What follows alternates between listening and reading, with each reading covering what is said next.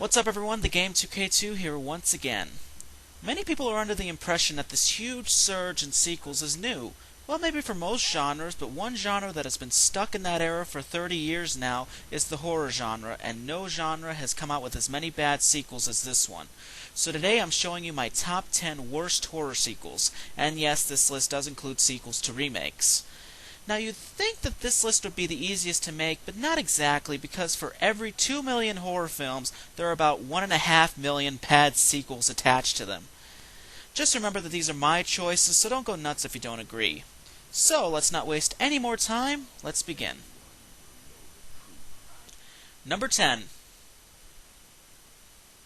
Jason X. Okay, let me just say right now that none of the Friday the 13th sequels are good. They're all rushed messes. I think this series holds the record for the most sequels in one decade. It had 8 movies from 1980 to 1989. Another sequel released in 1993 titled The Final Friday, which almost every horror film fan knows is an outright lie because a mere 9 years later we would get another terrible sequel in Jason X. Okay, as bad as the rest of the sequels are, none are worse than Jason X. The story is about Jason now being in the future on the second planet Earth. I'm not even kidding, that's the story. Jason's costume is made much more futuristic, which makes him look retarded, and some of the other costumes look like they came straight out of Halo. I guess they were trying to be a little innovative with the whole future element, but when it comes right down to it, this movie falls flat on its face. It makes no sense, and the supporting cast is not the least bit enjoyable. So, overall, it's a train wreck. That's pretty much the only way I can describe it. Number 9. Halloween 2, the 2009 version. I'm sorry, I'm one of those people who truly believe that the Halloween franchise should have stopped after H2O. H2O wasn't perfect, but it still felt like a pretty well thought out conclusion to the long-running series. Unfortunately, the Halloween franchise has entered the remake era. Now, to be fair, I didn't mind Rob Zombie's first efforts with the 2007 version of Halloween.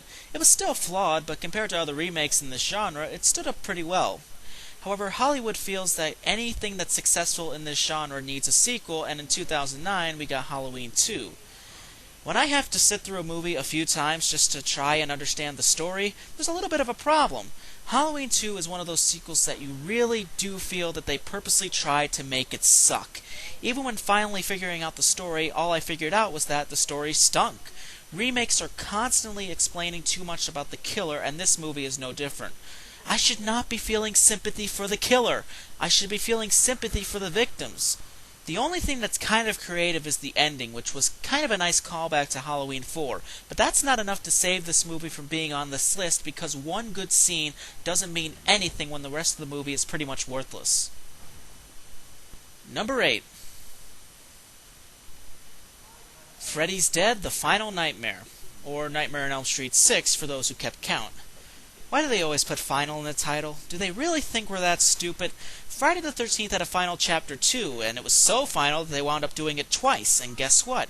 It still hasn't ended. To be honest, Freddy Krueger has had a much better ride in terms of consistency when compared to his 3 opponents, Michael, Jason, and Leatherface. I can even tolerate the second movie. I can't tolerate the ending, but the rest of the movie isn't terrible. However, every series has to stumble somewhere, and on that note, we move to this movie. It's not a terrible story when it comes to concept, but it's just really poorly executed. It had a clever idea with Freddy Krueger's daughter, but it's overshadowed by way too much comedy, and some of the directing is just dreadful. Honestly, compared to the rest of the series, this is probably the most uncreative film when it comes to its shooting style. The previous films were actually pretty creative with a lot of the shots in the film, while this film is a lot more straightforward and not quite as fun to look at. So yeah, it's an interesting idea, they just didn't know how to make it look good on film. Number 7. Amityville 3D, or Amityville 3, The Demon. This is another series that should have died a lot sooner, but unfortunately they had to keep it going. First of all, none of the Amityville movies are great. Even the first film was clouded by flaws, but at least the first film was decent, while its sequels just turned it into an even more bizarre mess, but none are more bizarre than the third film. First of all, I know a being haunts this house and it has powers, and while that would seem like a simple plot to work with, the film piles up the confusion. In this movie, the being is a demon and there's an old well in the basement that's supposedly connected to hell. I would try to make sense out of this, but I can't. Even if you're a huge fan of the first two films, you would not understand this movie for a second, and trust me, I've tried my damnedest. To top it all off, the movie is shot in 3D, and seeing how I can't view the movie in 3D while watching it on DVD, that makes it a pain to watch because of that old-fashioned 3D shooting style. But overall, the biggest problem is the story, if you choose to call it a story. Number 6. The Hills Have Eyes 2. This is another sequel to a remake, and much like the Halloween series, the remake for the original Hills Have Eyes wasn't bad. It wasn't necessarily scary, but it at least remained true to the original, and while some of the blood and gore went way too far, the movie is actually one of my favorites when it comes to the long list of remakes. Then, of course, we have The Hills Have Eyes 2, which makes Halloween 2 look like an Oscar contender. First of all, The Hills Have Eyes had a rape scene between the daughter and the mutant, and that's the only element of the story that this movie builds off of, that they have to rape women to reproduce. That's the main plot line, and yes, it is as stupid as it sounds. And the really embarrassing part is that Wes Craven himself wrote this. I seem to recall Craven being at one time one of the greatest horror film writers/directors ever, which begs the question on what the hell he was thinking when he came up with this story. To top it all off, the movie has a really cheap look to it. While the 2006 film looked like it had a pretty nice budget, this movie looks very cheap, both in its look and set designs. Number 5. The Ring 2. To me, The Ring was just a great film. It had its legitimately scary moments, and the story was well thought out. The ending was retarded, but I can easily get past that. I was pretty well aware that a sequel would be obvious because the original Japanese version had a sequel as well, but while the Japanese version of Ring 2 was actually well written, the American version is more like a rehash of the first film, just put in a different setting. Another problem is that they try to add new things to the story, but almost all of it leaves far too many plot holes and doesn't coincide well with the story from the first film. Stylistically, The Ring 2 is really good. It's beautifully shot, and the acting isn't half bad either, with Naomi Watts really shining in her role. But once you look past those couple of good elements, it becomes easy to notice that it's a pretty shallow movie with not much to offer. There was potential there, but I really feel that they should have stuck more true to its Japanese counterpart instead of going in its own direction, which is essentially no direction at all. Number 4. Hostel 2. Hostel 2 is pretty much on the same level with The Ring 2, however, it's a little bit like the Saw movies, where it's essentially the same plot line and the same overall scares and violence. But unlike the first Hostel, instead of men being tortured, it's now women. The creators were obviously under the delusion that sex sells, but if you work in film long enough, you quickly learn that that statement is pretty false in today's movie world. If sex sold, then today's horror films would be making a hell of a lot more money than they are now. Not only is the acting horrendous, but a good portion of the first movie's script is pretty much copied and pasted for this movie with a few subtle changes made. Now, to be honest, I am not a huge fan of the first Hostel. I didn't like its plot, and I felt the movie was more trying to capitalize on the success of Saw rather than becoming something more original. And seeing a sequel where it changes nothing but the sex of the people being attacked doesn't help me like the franchise either. Number 3. Texas Chainsaw Massacre 3. This isn't just about the Texas Chainsaw Massacre 3. I'm pretty much referring to the rest of the franchise as a whole after the first two films. One of the flaws with the franchise that became pretty obvious after the first two films is that the writers simply wrote themselves into a hole after those movies because none of the movies really differ from each other at all. I have to admit, as mixed up as Texas Chainsaw Massacre 2 was, it still felt like an appropriate ending to the series, and I felt the series should have stopped there.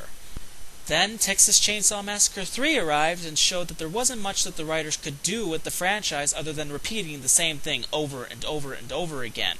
I know it sounds like the same problem as the previous choices, but it's not, because with The Ring 2 and Hostel 2, they did have a chance to change things up, but chose not to, while Texas Chainsaw Massacre was kind of stuck sticking to the same thing. Even the franchise's prequel, The Beginning, was nothing more than the same story with a little bit of backstory included. That was it. So yeah, when it comes to the Texas Chainsaw Massacre franchise, just watch the first two films and leave it at that. Number 2. Feast 2, Sloppy Seconds. If I ever create a top 10 list of movies that shouldn't exist, this would be up there. A lot of people might say that this shouldn't count because it's said to be a spoof, but the only section you'll ever find this movie in is in the horror section, so it counts in my book. It's awful, even by spoof standards. It's just insulting to everyone's intelligence. Ironically, the first Feast is on my underrated list, and I still stand by what I said because it's actually a pretty decent film. The second movie kind of continues the story. It's about the monsters going to a neighboring town and the people left have to find a way to survive. It's simple but stupid. By story standards, it's average, and the film's presentation is awful. Have you ever seen those movies where you know the creators just didn't care about what they put on screen? I know that's pretty much half this list, but that's pretty much Feast 2's issue. It's lowbrow from beginning to end, ranging from a midget showing the audience's dick to one of the monsters shooting sperm at our heroes. Spoof or not, that's just disgusting. There's actually a sequel, Feast 3: The Happy Ending. It would probably be on this list too, but after watching the second movie, I was not about to spend $15 on the third movie. And number 1, Book of Shadows, Blair Witch 2. Okay, I have to admit, I didn't care much for the Blair Witch Project. Yeah, I commend it for its innovative shooting style at the time, and the fact that it was a $25,000 film that made well over $100 million in America alone. But I found the story and the acting to be completely boring. To top it all off, one of the flaws about the movie's shooting style is that the scares turned out more funny than actually being scary, like the tent being attacked and the teens having to run out. To the movie's credit, it did have a fairly decent ending in my view.